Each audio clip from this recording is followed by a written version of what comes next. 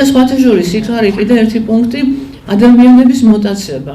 ეს როგორც ჩანს რაღაცა კავშირში არის ორგანოების გადანერგვასთან. ან შეიძლება ლაპარაკი არის იმაზე, რომ ახლობენ იმათ, ვინც ექსპერტები არიან და ვინც საუბრობენ ამ თემებზე. ბატონი ჩვენთან არის ჩვენი მეგობარი, ჩვენი თანამოაზრე, ბატონი ჯუმბერ ბოლღაშვილი, ექიმი. საზოგადოება ძალიან დაღლილი არის. არ გადაგლით, სულ რამოდენიმე წუთით მე ჯუმბერ ბოლღაშვილი, ორთოპედ ტრავმატოლოგი ვარ პროფესიით. ამავდროულად მაღალჩინოსანი სამხედროც გახლავართ და მინდა ამ დროს რომ დიდი მადლობა გადაუხადო ქალბატონ თინათინს და სხვა იმ დანარჩენ პიროვნებებს, ვინც აი ამ ძალიან მძიმე ბრძოლაში არის ჩართული უკვე მრავალი წლის განმავლობაში. იქ ქალბატონები არიან, ვაჟბატონების და ეს უნდა დაინახოს საზოგადოებამ და განსაკუთრებულად სამედიცინო საზოგადოებამ უნდა დაინახოს და გააქტიურდეს, იმიტომ რომ ეს ძალიან ძნელი ბრძოლა არის. ეს ბრძოლა გასამარჯვებელია, არ შეიძლება დატოვება აი დაცვის გარეშე ესეთი პატარა ერის როგორც არის საქართველო და ქართველები. თქვენ ნახეთ, მიმდინარეობს იმ აბედითი პერიოდებიდან დაწყებული გენოციდი საქართველოსი ქართველი ხალხის განსაკუთრებულად. ვინ გარბის საქართველოდან, ჩვენ მრავალეროვანი სახელმწიფო ვართ, მაგრამ ვინ გარბის საქართველოდან, რომელიმე სხვა ერის წარმომადგენელი იცით გასული მასიურად ქვეყნიდან? არა, მხოლოდ ქართველები. იმიტომ რომ ქართველების საწინააღმდეგოდ მიმდინარეობს. ეხლა ის ბიოლოგიური ომი, რომელიც გამოცხადებულია, მარტო ქართველების საწინააღმდეგოდ არ არის. სამწუხაროდ, ეს არის მსოფლიო მაფია, გადარეულების, სატანისტების დაავადებული ადამიანების ჯგუფი არის ძალიან დიდი და მძლავრი, სადაც დიდი ფული ტრიალებს, დიდი შესაძლებლობები ტრიალებს მთელი მსოფლიოს, მაგრამ ჩვენზე უფრო მეტად მოქმედებს ეს ყველაფერი. და სამწუხაროდ, ჩვენი საზოგადოება საერთოდ როგორ უნდა გაიმარჯვა რაიმე საკითხში, პოლიტიკური ნება არის საჭირო. მე მაპატიეთ, მე რომ აი ესე ჩავერთე და გაწუხებთ ეხლა ძალიან, მაგრამ ჩემი გავლილი ცხოვრების შედეგად მორალური უფლება გამაჩნია, რომ შევეხო რაღაცეებს კიდე, იმიტომ რომ მე თვითონ არ ვახსენე, რომ სამხედროცა ვარ, რომის მონაწილე ვეტერანი ვარ და რა ვიცი, ბევრი რაღაცა კიდე გამიკეთებია ქვეყნისთვის, დავიბადე და გავიზარდე სოციალიზმში და სამწუხაროდ მოხუცდები ესე ვთქვათ, იმ საშინელ სისაძაგლეში, რასაც აი რა ქვია, ავადმყოფური იმპერიალიზმი, რასაც ქვია თუ კაპიტალიზმი, რომელიც შთააგონა და გადაიყვანა ჩვენი ქვეყანა, მე უხსენებელს ვეძახი შევარდნაძეს იმით, როგორც რაკეტკით ისეგად ჩვენივრად იცოდა რა იყო ის სოციალიზმი, რომელსაც რეფორმაცია ჭირდებოდა მხოლოდ და თავის სამეზობლო ქვეყნებში ნორმალური ცხოვრება და არა იმ კარნახის გაკეთება, რასაც ქვია აი გადაყენება გინდა რუსული, გინდა ამერიკული სულერთი, გინდა თურქული იმპერიალიზმის გამო და ერის მოსასწრობად გაკეთდა. ეს ქვეყანა უნდა სხვებისთვის აკეთებენ.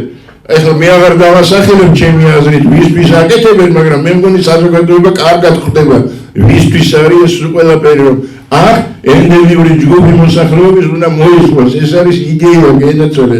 ეს იდეა ხორციელდება იმით, რომ ისტორიას გისმობენ, განათლებას გისმობენ, მედიცინას გისმობენ. აი ახლა მედიცინა, ეს ხო მედიცინა არ არის, ეს არის მანკიერი ბიზნესია, მეტი არაფერი. სად ის პრევენციული მედიცინა? ალავერდი თქვენსკენ ბატონი ვასო მახსოვს მე ძალიან კარგად კათედრის გამგე, მაგრამ დღეს არსებობს აკადემია მაგდარგის დაახლოებით, რა ქვია, მე მგონი მეოთხე სართულზეა მეორე კორპუსში იქ. ხო და იმის მაგივრად რაც პრევენციული მედიცინა იყო, დღეს ეს საშინელებაა, გინდა მოსახლეობისთვის, გინდა მედპერსონალისთვის განაცხადი. რისთვის არის გაკეთებული ეს ყველაფერი ისევ და ისევ მოსასწრობად არის გაკეთებული. ჩვენი საზოგადოება დაავადებულია. მაგის დასტური არის ამდენი აფთიაქების არსებობა. ტყუილა არ იქნება არც ერთი აბდიაკი, თუ იმას მოგება არ იქნება, ხო სწორედ? თუ კი ამდენი აბდიაკია და ყველა მუშაობს და მოგებაზე, ესე იგი ვინ მოსახლეობას არ გევლობს, ხო? ესე იგი ავადარი ძალიან. როგორ უშველოთ იმ მოსახლეობას? უნდა ვაიძულოთ ხელისუფლება, რომ მიიღოს პოლიტიკური გადაწყვეტილებები და ნება აიღოს თავი-თავზე, იმისთვის რომ იზრუნოს ქვეყანაზე და არა თავის თავზე.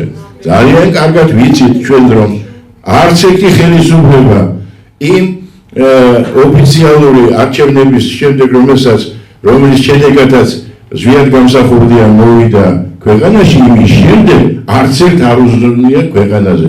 დღეს აბატია ძალიან არაპოპულარულ რაღაცებს შევეხები, რა ქვია, თქვენ გინდათ ბელორუსიზაციაო? ბელორუსიაში ომი არ მომხდარა, ხალხი არ დაღუპულა, სოფლის მეურნეობა მუშაობს ისევ, მძიმე მრეწველობა მუშაობს ისევ და გახარება აქვს. ეხლა გინდათ ეგეთი კაცი, გინდათ 100 წელიწადი იყოს ჩვენთან ხელმძღვანელი. კი ბატონო, მე პირადად ამას ვზნობ და ამას ვხედავ. ეხლა არაფერი ჩვენ შეგვიძლია მაგალითად ავიღოთ ბელორუსია, მაგრამ კი არ უნდა დაუხაროთ თავი. არც რუსეთი უნდა ავიღოთ ჩვენ მეგობრად, არც ამერიკა და არც ევროპა. ამერიკა და რუსეთის შეთანხმებით ავართ ჩვენ აი ეს დღეში. პოლიტიკურად დღეს ქვეყანა არის ამერიკის, ეკონომიკურად არის რუსეთის გენაცვალი და რამდენიც გინდა იძახე რომ თავისუფალი ვარ, არაფერშიც არ ახარ თავისუფალი, აი ესე თითის დაქნევაზე მუშაობს ის რა ქვია ოპოზიცია და ის თითის დაქცევაზე მეორე რა ქვია კოლცნაცური ურთიერთობები უკვე ამოვიდა ყელში რომ იტყვიან. იქნება რომელიმე ძალიან კარგი რა ქვია პოლემიკა აქვთ და სიტყვა პასუხი ჩვენ ხელისუფლებას, მაგრამ საუბრის ნაცვლად იქნებ ცოტა საქმეც გააკეთონ იმისთვის, რომ ქვეყანა მართლა აღორძინების და სწორ გზაზე დადგეს.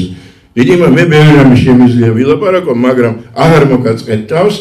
იმედია რომ სამედიცინო საზოგადოება ქალბატონი თინა თქვენი მეთაურით ქალბატონს მიმართავ, იმიტომ რომ პირველი ყოველთვის ჩვენთვის ქალი იყო ჩვენ ცხოვრებაში და ესეც არის ღმერთისგანაც ეგრეა მოცემული. იქნებ თქვენი ეგიდით, თქვენი გააძლიერეთ კიდე ერთხელ რომ შეიძლება მივიდეს ხელისუფლებამდეც ის, რაც სჭირდება ქვეყანას და იმ ნაბიჯზე გადაადგან ის ნაბიჯები, რო იტყვიან.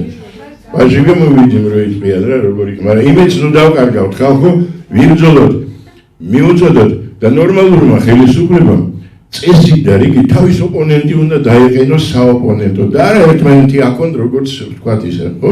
აი ეს არის მე მგონი. მე მირჩევნია რომ ჩემმა მეგობრებმა სიმართლე მითხრას რაში ვარ მართალი, რაში არა, ვიდრე ვთქვათ ტაში მიკრას ყველაფერზე. აი ეს პრინციპი მე მგონი უნდა განახლდეს. სიკეთეს გისურვებთ, ჯანმრთელობას დიდი მადლობა. აი აქ დაბადებისთვის და იმისთვის რომ თქვენ იგზვით და ხართ მოწინავენი ამ საქმეში. მადლობა ყურადღებისთვის.